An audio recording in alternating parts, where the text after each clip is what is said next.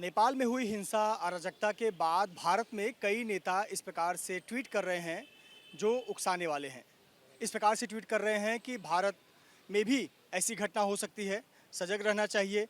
ये तक नेता कह रहे हैं कि बिहार का बॉर्डर नेपाल से लगा हुआ है, सतर्क रहने की ज़रूरत है। लेकिन क्या इस प्रकार के ट्वीट या बयान उकसाने वाले हैं? इसे लेकर शिवसेना ने संजय निरुपम के नेतृत्व में मुंबई पुलिस के सामने एक शिकायत दर्ज कराई है और शिकायत में इस पर नजर रखने और कठोर कार्रवाई की मांग की है। हमारे साथ संजय निरुपम जी हैं। निरुपम जी, आप लोग वर्सोवा पुलिस थाने पहुंचे हुए हैं, डीसीपी से मुलाकात की, क्या मांग की है आपने और किस प्रकार की शिकायत दी है?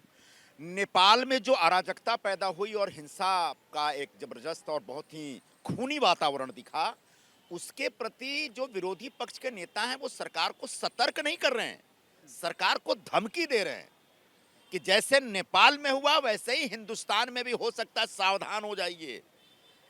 लालू यादव के बेटे ने वहां पर यह कहा कि नेपाल से बिहार की सीमा मिलती है, याद रखिएगा। मतलब यह धमकी है, यह सतर्क नहीं किया जा रहा है। संजय राउत जो यहाँ उबाठा के नेता हैं और एमपी हैं, ऑनरेबल एमपी हैं, उन्होंने उस दिन, जिस दिन नेपाल में हिंसा जबरदस्त भड़की थी, उस दिन लगातार 3 ट्वीट किए और तीनों ट्वीट में जो उनका सार था वो ये था कि भारत में भी इस तरह का हो सकता है, सावधान, भारत माता की जय और वंदे मातरम। और उसके बाद नीचे उन्होंने वो सारे नेपाल के जो हिंसक वीडियो हैं उन वीडियो को टैग किया। उस वीडियो में एक वीडियो में जिसमें वहां के वित्त मंत्री के ऊपर हमला हुआ है, उस वित्त मंत्री के हमले वाले वीडियो को टैग करते हुए, अटैच करते हुए उन्होंने यहाँ के वित्त मंत्री, भारत के वित्त मंत्री निर्मला सीतारमण को टैग किया है।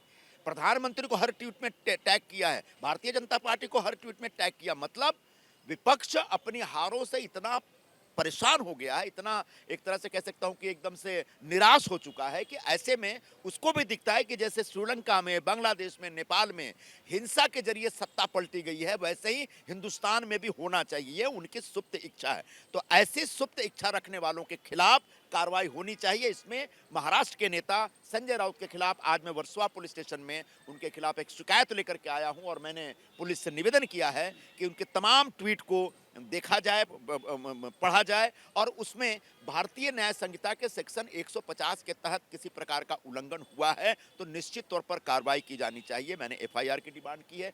मैं फिर से स्पष्ट कर देता हूं कि विरोधी पक्ष के नेताओं का गला घोटने का यह प्रयत्न नहीं है। विरोधी पक्ष को पूरा अधिकार है सरकार के कामकाज के ऊपर टीका टिप्पणी करने का, यही लोकतंत्र की ताकत है। लेकिन संविधान के दायरे में रह के और लोकतांत्रिक तरीके से उनको टीका टिप्पणी करनी चाहिए। लेकिन नेपाल की घटना के बाद जिस प्रकार से बयान पूरे देश में विरोधी पक्ष के नेताओं के हैं, जिसमें संजय राउत के बयान प्रमुख हैं, वह निश्चित तौर पर पूरे देश के लोकतंत्र की परंपरा के खिलाफ है, पूरे देश में संविधान की भावना की हत्या करने वाला है। आपने एक नेता का जिक्र किया संजय राउत का, जिन्होंने ऐसा बयान दिया, लेकिन सोशल मीडिया पर कई सोशल मीडिया इन्फ्लुएंसर या फिर कई यूट्यूबर जो पूर्व पत्रकार रह चुके हैं, वो ऐसे वीडियोस बना रहे हैं कि भारत में भी ऐसी स्थिति आ रही है और इस प्रकार से अंजाम हो सकता है। क्या ये कहीं ना कहीं ये इस दिशा में कदम बढ़ाया जा रहा है प्रोवोक करने का? देखिए, आज की तारीख में सोशल मीडिया के जरिए जनमानस को प्रभावित करने का एक बड़ा काम पूरी दुनिया में चल रहा है।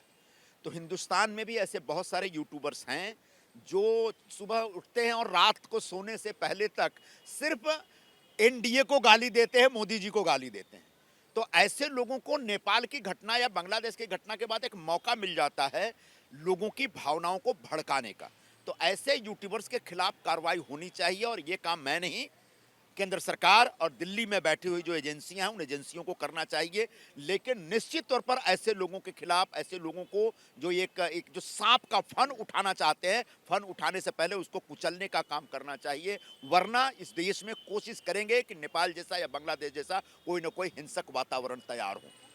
सोशल मीडिया पर कई प्रभावी लोग भी या जो अपने आप को समाज सेवी कहते हैं, इन्फ्लुएंसर कहते हैं, कुछ पूर्व पत्रकार ये तक लिख रहे हैं कि अगर आपको भारत में मौका मिले तो आप किन 3 नेताओं को पीटना चाहेंगे, और वो वित्त मंत्री और तमाम जो वीडियो है वो शेयर कर रहे हैं।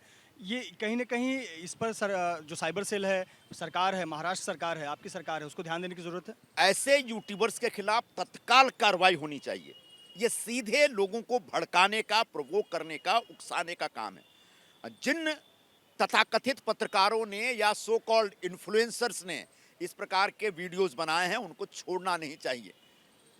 यह इस देश के कायदे का उल्लंघन है, इस देश के संविधान का खिलाफ बनाया हुआ वीडियो है और कहीं ना कहीं अलोकतांत्रिक है, भारत की सभ्यता और संस्कृति के खिलाफ है। बहुत बहुत धन्यवाद हमसे बात करने के लिए। संजय निरुपम, शिवसेना नेता प्रवक्ता, जिन्होंने मुंबई के वर्सोवा पुलिस थाने में शिकायत कराई है संजय राउत के खिलाफ, मांग की है कि मुंबई पुलिस और साइबर सेल इसका संज्ञान ले और उचित कार्रवाई करे। कैमरामैन आसिफ खान के साथ Mrityunjay Singh, ABP news, Mumbai. ABP माझा, उघडा डोळे बघा नीट।